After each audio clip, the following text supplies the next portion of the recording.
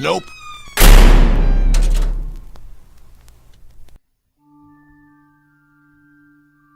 Back in my hometown, there was a rundown, abandoned house at the far edge of the local cemetery, which dated back to the 1800s. It was said that the house belonged to the former caretaker and gravedigger, who had died mysteriously years and years ago. I grew up learning to fear that place. "Stay out of the cemetery after dark," my grandpa would say, doing his best Vincent Price impersonation. "Stay away from the gravedigger's house. He still haunts it, you know, waiting for foolish little children to get close enough for him to snatch them right up." He would tell this story every time I saw him, and even though I knew the answer, I would always ask, "And what does he do to them, Grandpa?" My grandpa would chuckle, low and sinister, before replying, "Why, he drags them down to his cellar, where he uses their bones to make his grave-digging tools." At this point, my mother would usually scold my grandpa for trying to give me nightmares, and he would just protest, saying that he was just trying to have a little fun. All of the kids at school knew this story, and most accepted that it was just a way to keep us from damaging anything in the older part of the cemetery, or from wandering into the surrounding woods and getting lost. Of course, it was pretty successful at doing that. I didn't know anybody that had ever been inside the gravedigger's house. There was a teenager who said he tried to sneak up there one night, but he ran when he saw someone in the window staring out into the dark cemetery. He claimed the figure was a thin man with scraggly hair, standing completely still, never shifting his stance or turning his head. He said the figure's eyes reflected the moonlight, just like the pale headstones they watched over. The teenager said he didn't care what hurtful names his friends called him. If being afraid of that house made him a sissy, he would gladly wear it on a t-shirt if you asked him to. When I was 12 years old, I decided I would finally do it. I would be the one who went into the gravedigger's house. I told my classmates my plan, and they rolled their eyes, saying I was all talk. I wouldn't let their lack of confidence deter me, though, and one Saturday afternoon, I grabbed my flashlight and hopped on my bike. I had plenty of excuses as to why I was going during the day, but deep down I knew that I would be too scared to try it at night. I stashed my bike by a tree near the edge of the cemetery, doing my best to remain discreet. This wasn't the busiest part of town, but there was still plenty of houses around the main street that passed right by the property. I made my way cautiously across the grass toward the gravedigger's house, which was about 20 yards from the cemetery, just at the edge of the forest. My heartbeat increased with every step, and my throat went dry. The house was dilapidated and surrounded by unkempt grass and weeds.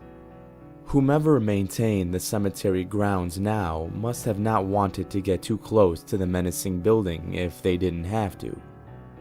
The gray paint on the rotten wood was faded and peeling, and most of the windows were shattered, including the narrow cellar window nearly ground level. I stood on my tiptoes, trying to get a look inside the house. The sunlight lit up some of what looked like a kitchen and a living area, but I couldn't see much from my height. Between the tall grass and the angle of the sun, the cellar windows yielded even less of a view inside. I steeled myself and walked up to the rickety door, reaching for the rusted doorknob. It was locked. I gave the knob a few gentle shakes in case it was just stuck, but it didn't give.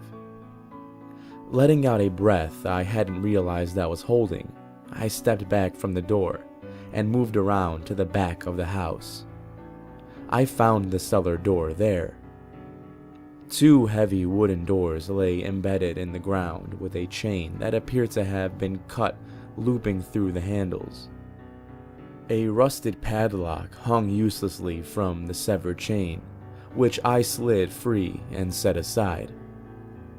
With no shortage of effort, I managed to heave the doors up and ease them open as gently as possible, so as not to cause a commotion. Sunlight bathed a short set of wooden stairs that led down to a dirt floor. Though every bit of common sense in my head told me to leave immediately, I instead took out the flashlight from my pocket and descended into the cellar. When I reached the bottom, I stood motionless for a few moments. The cellar was unreasonably dark, like it was actively keeping out the sun. The air was musty and thick with dust. It smelled of mold and rot. It took all of my concentration not to sneeze or choke. I kept my feet at the edge of what light was let in through the open doors and worked up the courage to flick on the flashlight. Sweeping the beam back and forth, I saw the old cellar was filled with sacks and crates. Shelves stocked with dusty mason jars and other knickknacks lined the walls. I took a few more steps in and noticed another set of stairs leading up to a closed door. I figured that was what led up inside the house.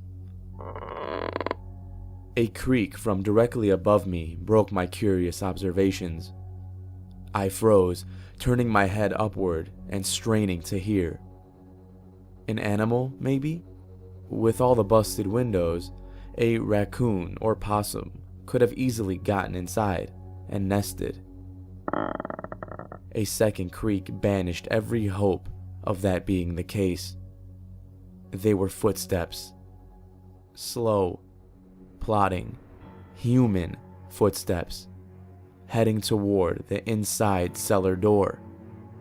My heart dropped as terror gripped every nerve in my body. I pivoted on my heel and bolted for the stairs that I used to enter. And as I did so, my wildly flailing flashlight passed over something in the shadowy corner, which caused me to finally let loose the scream I was holding in. I tripped on the second step of the stairs and willed myself to ignore the shooting pain in my knee as I banged it on the wood. I could hear the inside cellar beginning to open up as I reached the top stair and ran as fast as I could back to my bike.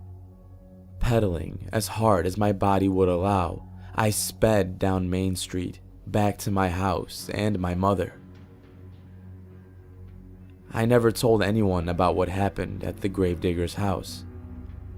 When I got home with tears in my eyes and a badly bruised leg, I told my mom that I had fallen off my bike along the road. When my friends asked if I had gone through with my plan, I told them no, that I had lost interest.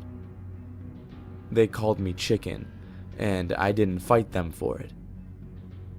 I didn't want to feed into the legend of the house and encourage other kids to prove their bravery by exploring it. Time went by, and I didn't step a foot near the cemetery again.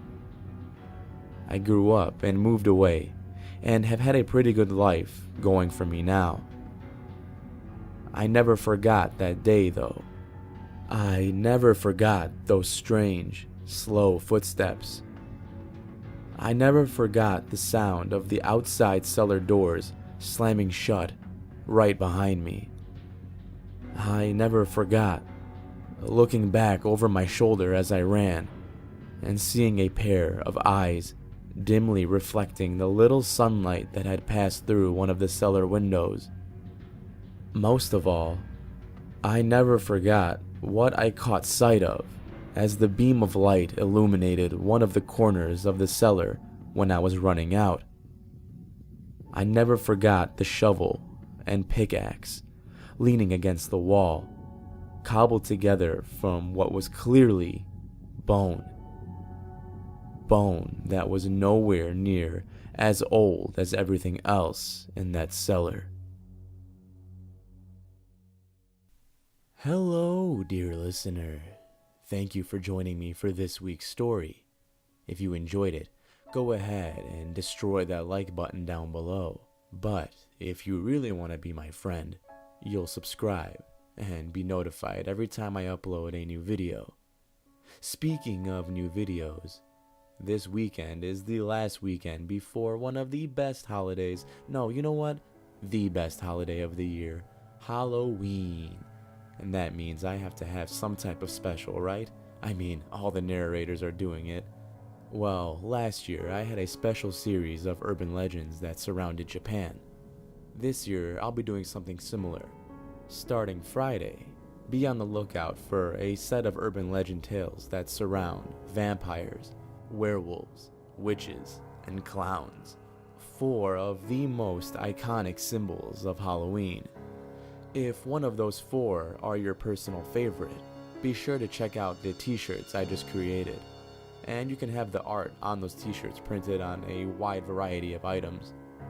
If you want to represent Team Vampire or Team Werewolf, you can do so by checking out the link in the description. But until then, everybody, stay safe out there. I'll be seeing you in the next video.